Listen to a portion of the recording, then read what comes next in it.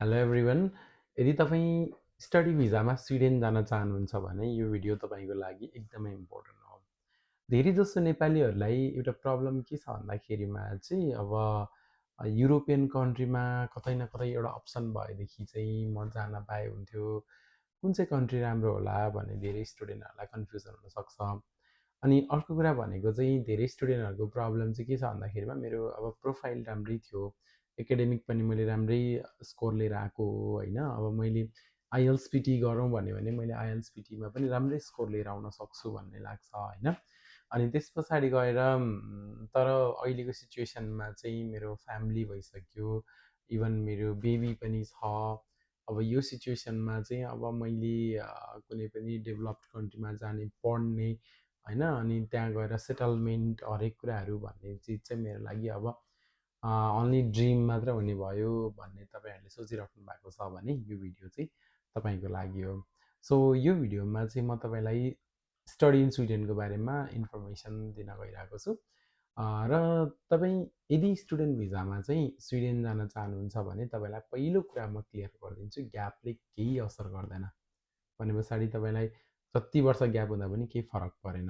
अर्को भनेको चाहिँ तपाईँले स्विडेनमा अप्लाई गरिसके पछाडि चाहिँ तपाईँको खर्च कति हुन्छ भन्दा मात्रै 900 स्विडिस क्रनर हो। 900 स्विडिस क्रनर भनेको लगभग नेपाली 13-14 हजार एराउन्ड मात्रै हो।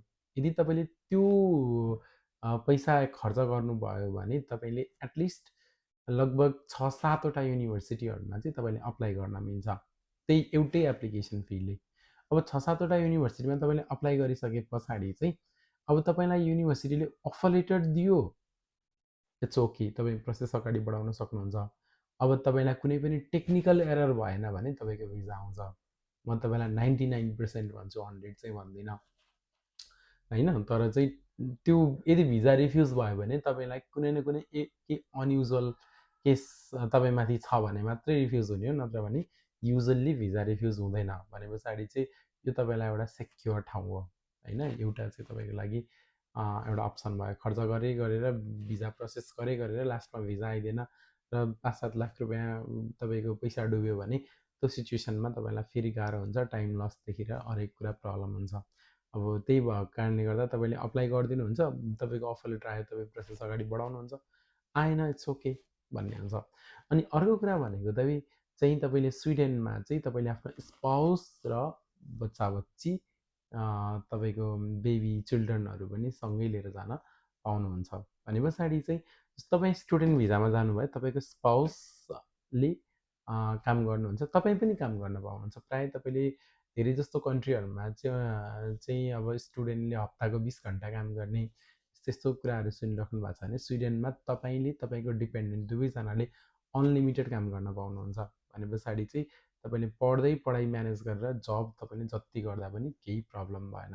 अर्को राम्रो पक्ष भनेको के हो त भन्दा स्विडेनमा चाहिँ तपाईँको बच्चाले फ्री अफ कस्टमा पढ्न पाउँछ। भने पछाडि चाहिँ तपाईँलाई बच्चा पढाउने टेन्सन पनि भएन, हेडेक पनि भएन होइन।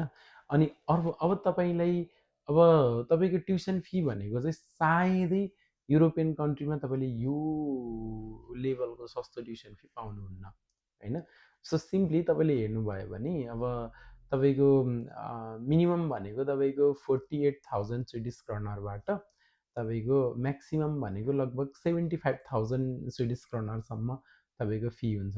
त्यो भनेको चाहिँ तपाईँको लगभग तपाईँले नेपाली करेन्सीमा कन्भर्ट गर्नुभयो भने 10, 12, 13 लाख 14 लाखसम्म बढीमा जाँदा त्यो मात्रै तपाईँको ट्युसन फी हुन्छ। तपाईँ यहाँबाट अप्लाई गर्ने बेलामा तपाईँले त्यो पनि 6 महिनाको फी पेमेन्ट गरेर जान पाउनुभयो भने पछाडि अब तपाईँलाई त्यो पनि सस्तो भयो होइन।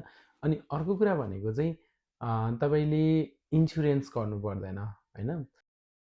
अब तपाईँको भिजा फी पनि हेर्नुभयो भने भिजा फी पनि एकदमै सस्तो छ होइन। तपाईँको भिजा फी जम्मा 1500 स्विडिस क्रनर हो।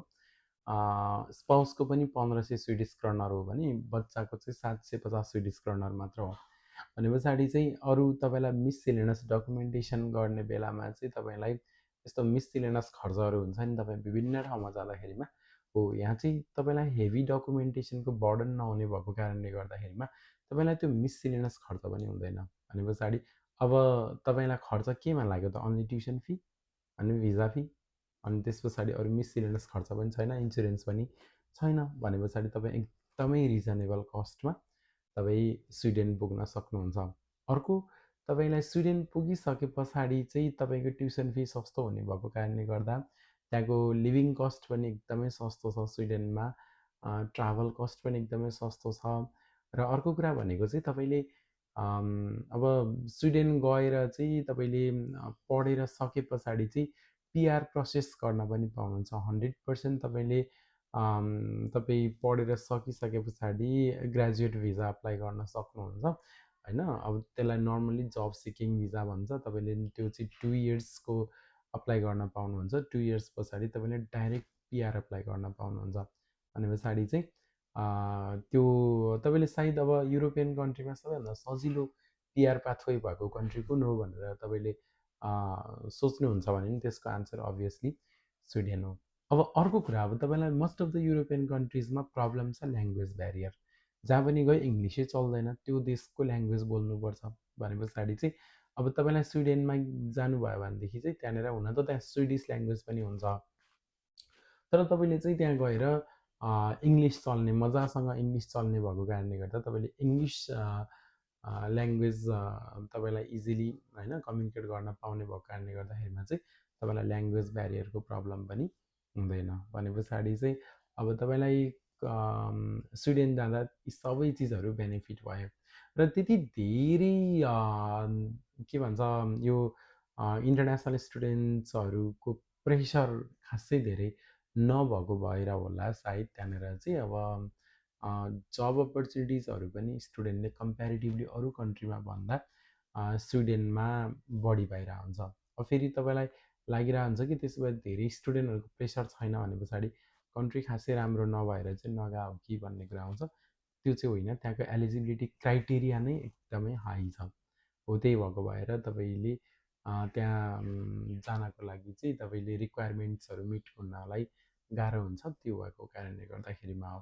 सो म रिक्वायरमेन्ट्समा पनि प्रवेश गरिहालेँ। के रिक्वायरमेन्ट्सहरू चाहिन्छ भन्ने कुरा पनि म तपाईँलाई क्लियर गर्छु यो भिडियोमा।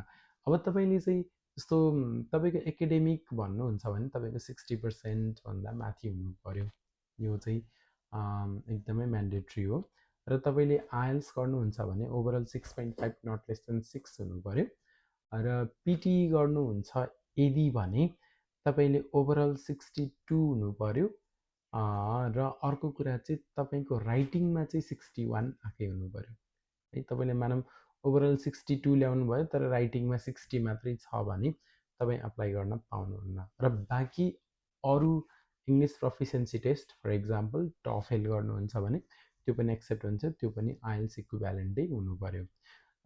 र त्यस पछाडि चाहिँ ग्याप इस्युज हुँदैन, मैले तपाईँलाई भनिहालेँ। काम गरेको ठाउँको वर्क एक्सपिरियन्स चाहिँ हुनु पऱ्यो। तपाईँको ग्याप छ भने त्यति भए पछाडि चाहिँ तपाईँ अप्लाई गर्नको लागि एलिजिबल हुनुभयो, अफर लेटर पाउनुभयो भने भिजा पनि आउने नै भइहाल्यो। सो अब तपाईँलाई चाहिँ यदि स्टडी भिजामा चाहिँ स्विडेन जाने प्लान गरेर बसिराख्नु भएको छ भने अब के गर्न सक्नुहुन्छ भन्दाखेरिमा चाहिँ विदाउट एनी डिले अप्लाई गर्ने प्लान गर्न सक्नुहुन्छ। तर तपाईँलाई फेरि अब इन्टेक पनि त थाहा हुनु पऱ्यो कहिले कहिले हो भन्ने कुरा। सिम्पली अब मेजर इन्टेक भनेको चाहिँ स्विडेनमा दुईवटा हुन्छ, एउटा हो सेप्टेम्बर इन्टेक र अर्को हो जान फेब इन्टेक है। यो दुईवटा इन्टेक हुन्छ। तपाईँले मेजर इन्टेक भनेको चाहिँ सेप्टेम्बर हो, तर जान फेबमा पनि ओपन चाहिँ भइरहेको हुन्छ। तर त्यहाँनिर चाहिँ लिमिटेड कोर्सेसहरू लिमिटेड युनिभर्सिटीमा विथ लिमिटेड सिट मात्रै हुन्छ भने एकदमै मेजर इन्टेक सेप्टेम्बर भएको कारणले गर्दा त्यहाँ चाहिँ तपाईँले होइन अफर आउने सम्भावना अलिक बढी हुन्छ त्यसमा भन्दा। सो अब यो मैले तपाईँलाई स्टडी भिजामा स्विडेन जानको लागि चाहिने एकदमै सर्फेस इन्फर्मेसन दिएको छु। यदि तपाईँले चाहिँ यसको बारेमा अरू थप इन्फर्मेसनहरू अथवा यही इन्फर्मेसनलाई पनि अलिकति डेप्थमा हेर्न चाहनुहुन्छ भने मैले ब्रेकडाउन गरेर भिडियो बनाइदिन्छु। तपाईँले चाहिँ जस्तै यसको रिक्वायरमेन्ट्सको लागि छुट्टै भिडियो, ट्युसन फीहरूको लागि छुट्टै भिडियो, अनि त्यस पछाडि सबै यसको लागि चाहिँ तपाईँलाई भिडियोहरू तपाईँले यहाँ पाउन सक्नुहुन्छ। त्यसको लागि तपाईँले हाम्रो च्यानललाई सब्सक्राइब गर्नुपर्ने हुन्छ र साइडमा रहेको बेल आइकन पनि तपाईँले दबाउनु भयो भने मैले चाहिँ तपाईँलाई बनाएको भिडियोहरू तपाईँले त्यसको नोटिफिकेसन पाउनुहुन्छ, ताकि तपाईँले यसको बारेमा अपडेट लिन सक्नुहुन्छ। र तपाईँलाई आफै कन्सल्टेन्सी भिजिट गरेर अप्लाई गर्न चाहनुहुन्छ भने हामी world is education new road पोखरामा अवस्थित छौँ। तपाईँ कन्सल्टेन्सीमा डाइरेक्ट भिजिट गरेर अथवा चाहिँ तपाईँ अनलाइन रिच आउट गरेर पनि, जस्तो तपाईँको धेरै टाढा टाढाको विद्यार्थीहरू एकचोटि पनि कन्सल्टेन्सी नआइकन हामीसँग चाहिँ भर्चुअल्ली मात्र कम्युनिकेट गरेर भिजा लगाएर गइराख्नु भएको हुन्छ।